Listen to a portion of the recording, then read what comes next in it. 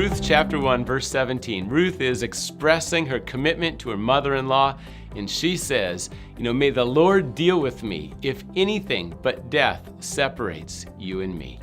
And she's saying that, she's going to be right there all their days on earth.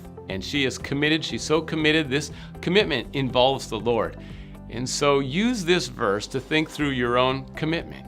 And when you give your word, do you keep your word? Even if it's painful, do you keep your word? Do you follow through? Are you reliable and faithful?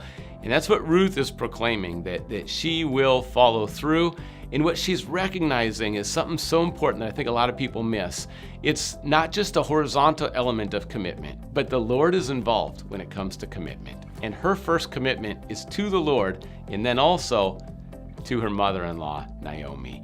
And so when you give your word to someone, just know that your first commitment is always to the Lord. You're committing to the Lord when you make a promise, when you say you're going to do something. So be careful with changing, even if you say, oh, it was just my plans, that week, and I had to, cancel a time that someone was looking forward to. Well, that could be huge for them and their experience. So when you give your word, follow through. Let your yes be yes and your no be no. And even if it hurts to follow through, keep it. And that's what Ruth is going to bring to Naomi, and it's a beautiful commitment.